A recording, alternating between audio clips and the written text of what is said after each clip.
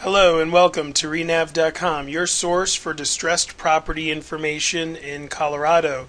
Today's brief tutorial will show you how to find great subject to deals using Renav.com. So let's start. We are logged in right now, and I'm going to click Search Properties, and it drops us into the quick search page. If you have the address or public trustee foreclosure number, you can enter that here. But we're going to go to an advanced search and do an example briefly of the type of search that might most appeal to people looking for subject to deals. Let's just look in Arapahoe County and select only foreclosures that are currently active, meaning the property is still in foreclosure, the property has not sold at foreclosure auction yet. And we can enter a bunch of criteria, but I'm just going to use a select few criteria forms here. We're going to start with sale date, and let's just put in July 11th, 2011. And if I leave the other end blank, then it goes through infinity. I'm going to put under assessed value up to $200,000, so that way the property isn't worth $500,000 or anything above $200,000, so it's still something that can easily be rented and hopefully cash flowed. Let's go down to LTV. Now, I'd say a good subject to deal is one where it's not completely over leveraged and bombarded with loans and debt. So let's put an LTV, a loan to value, up to 90%, which means if the assessed value is $100,000, the outstanding balance of the debt as reported by the bank as of the day of the notice of election and demand is going to be under $90,000. And of course that's subject to change, but it's a good starting point to look up properties. If you wanted to put in the current balance of the debt, you can do that to keep things affordable, because the principal, interest, taxes, and insurance is going to be paid by the income from the property, and you're trying to make a spread, and if there's too much debt on the property, it might not work out so well. So let's leave that blank for now, though. You could put that in if you'd like. Under lien options, we're going to select without junior liens. That means, according to Renav.com, from what we can tell, there are no junior deeds of trust on properties that come up in our search. If you wanted to select owner occupied or not, you could do that. If you had a good subdivision or zip code in your mind that you wanted to look in, you could do that, as well as minimum and maximum bedrooms and baths. We're going to keep all of that blank and just go straight to detached single family houses. So to recap, before I click search, we are looking at the county of Arapahoe, only active foreclosures with an upcoming foreclosure sale date, so the property is still owned and controlled by the homeowner. The property assessed value is less than $200,000, with a current balance of the debt of the first and only loan that we can tell being up to 90% of the assessed value. And we're only looking at detached single family houses. I click perform search, and here I have 27 properties that are in distress with a little bit of equity in it, or a lot of equity in it, but they're not terribly over leveraged. Now I'm wondering how many of these are not listed on the MLS. Since Renav ties in MetroList MLS and updates it every single day, we can look for properties that are not listed on the MLS, because those might be better subject to deals.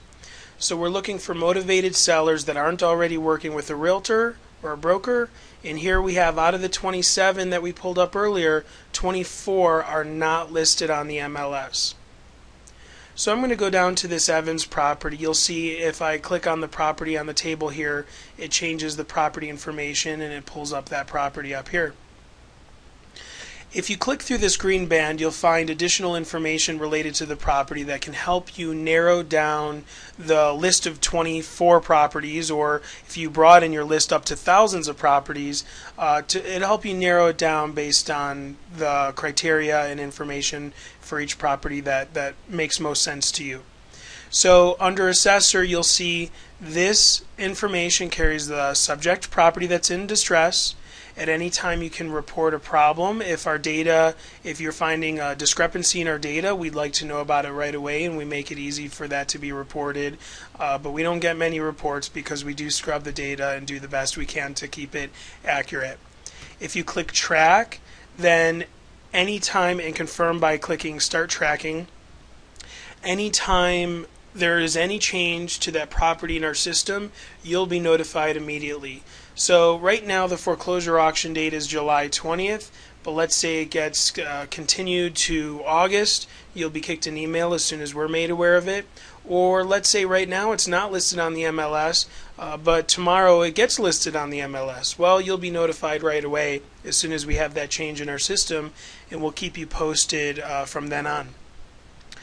So back to the assessor information, you'll see some publicly available data, and then you've got the owner information. You see who owns the property, when they bought it back in 1992, how much they bought it for. They bought it for $91,000.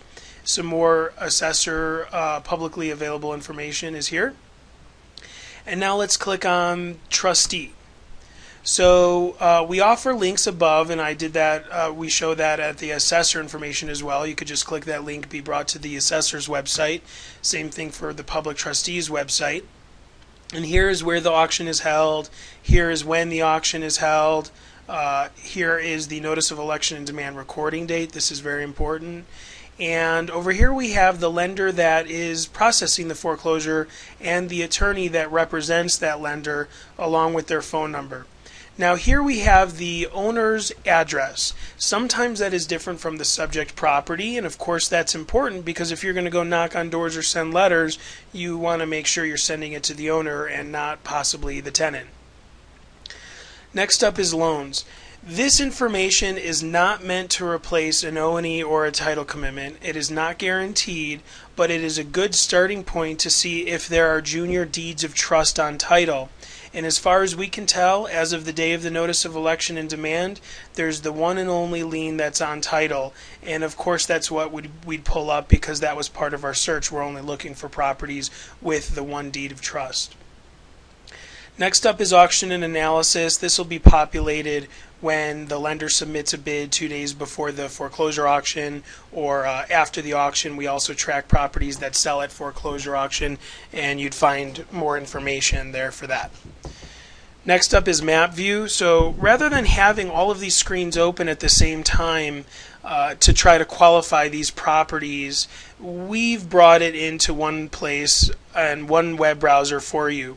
So at $50 a month, which is where we start for the first county, what's your time worth? We've been told we are saving on average about 6 hours a week for investors and real estate brokers that are actively looking at distressed property to list and buy.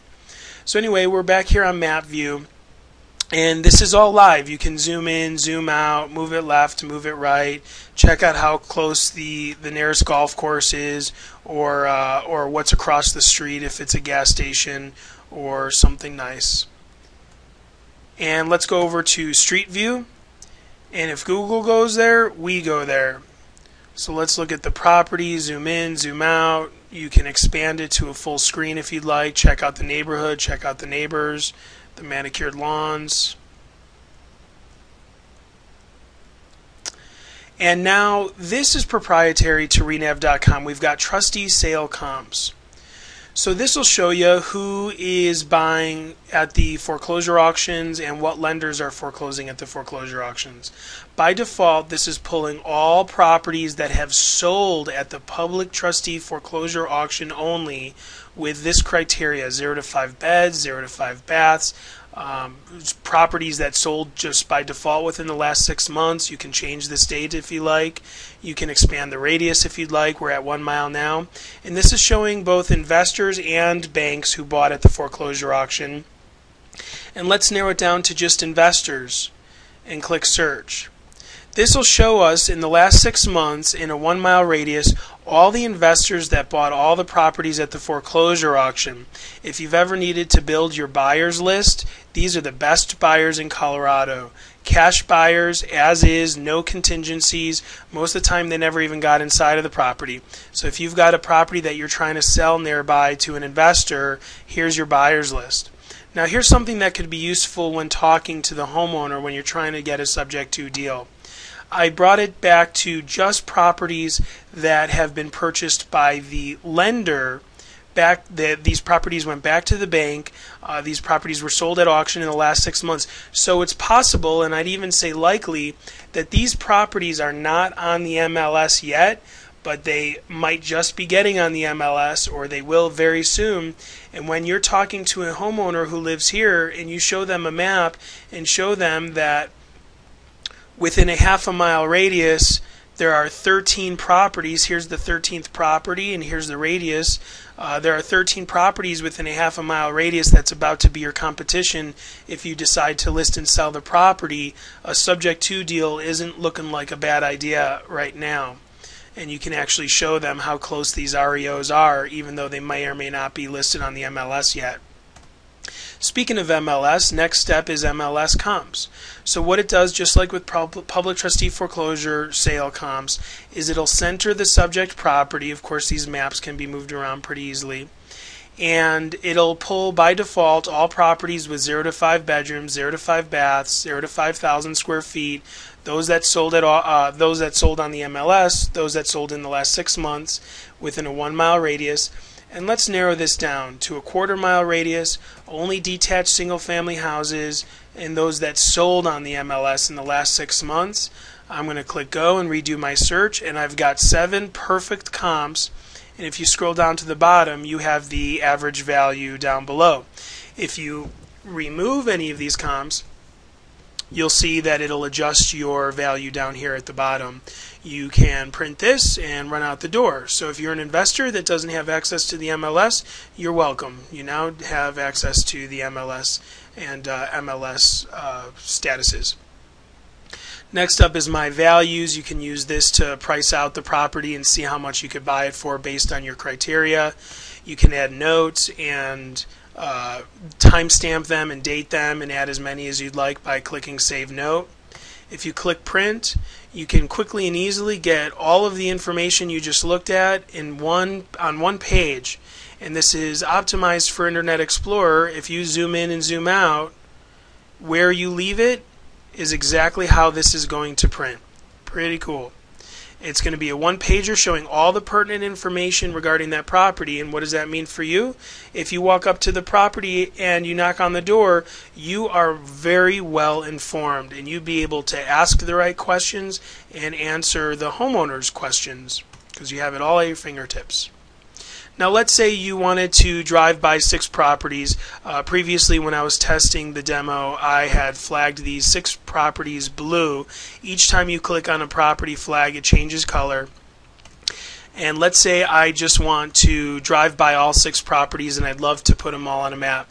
If we unhide the search results summary options, you can print summary sheets of only the blue flags if you'd like. It says it may take several minutes, but it's pretty quick. The first page that prints out shows the 6 properties that we selected, and the next page that prints out is going to show the first property and the pertinent information, so you're well educated. The next property is the next page, and so on. So if you wanted to do a mailing export and send letters to these folks, you could just click Mailing Export.